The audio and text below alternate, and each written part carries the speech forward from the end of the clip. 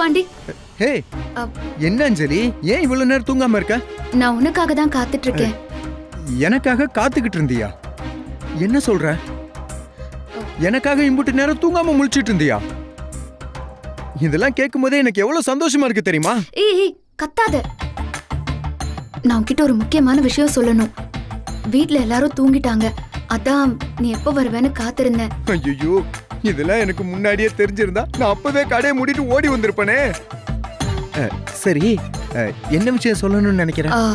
அது வந்து ஆஹா, அஞ்சலி அவ என்ன காதலிக்கிற விஷயத்த நேரடியா என்கிட்ட சொல்ல போறா போல இருக்கு. அதான் இப்படி தயங்குறாளா? ச்சே, இப்படி ஒரு சம்பவம் நடக்கும்னு தெரிஞ்சிருந்தா நான் இன்னைக்கு சீக்கிரம் வந்திருப்பனே.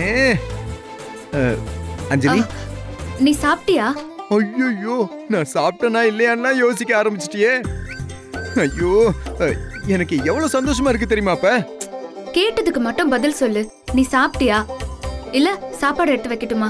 உன் கையால சாப்பாடு போடுவேன்னு தெரிஞ்சிருந்தா நான் சாப்பிடாமலே வந்திருப்பேன். அந்த ஜிலேபி பையன் தான் என்ன உட்கார வச்சு சாப்பிட வச்சுட்டாமா. சரி, நீ சாப்பிட்டல, நல்லதா போச்சு. நீ கொஞ்சம் என் கூட மொட்டை மாடிக்கு வா.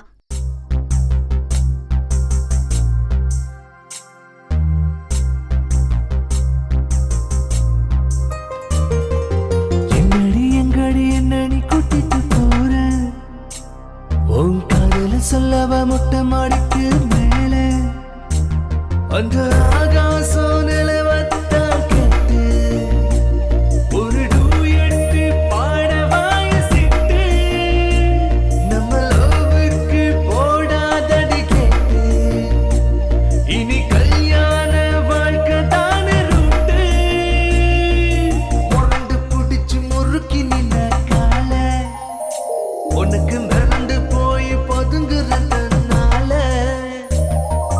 உனக்கு எனக்கும் பொருத்தம் பார்த்த நேரம் இனிமேல் எல்லாமே சூப்பரா போகும். இவன் நம்மளதான் லவ் பண்ணிட்டு இருக்கான். இப்போ திடீர்னு எனக்கு உன் மேல காதல் இல்ல, மீனாட்சி தான் உன்னை காதலிச்சிட்டு இருக்கா, நீ அவளையே கல்யாணம் பண்ணிக்கோன்னு சொன்னா இவனால எப்படி ஏத்துக்க முடியும்? ஒருவேளை கோவமாகி கத்த ஆரம்பிச்சிருவானோ? இவன் கிட்ட மீனாட்சி விஷயத்த சொல்லலான்னு நினைக்கும் போது மனசுல தைரியம் இருந்துச்சு. இப்ப நேரடியா சொல்ல போகும்போது பயமா இருக்கே.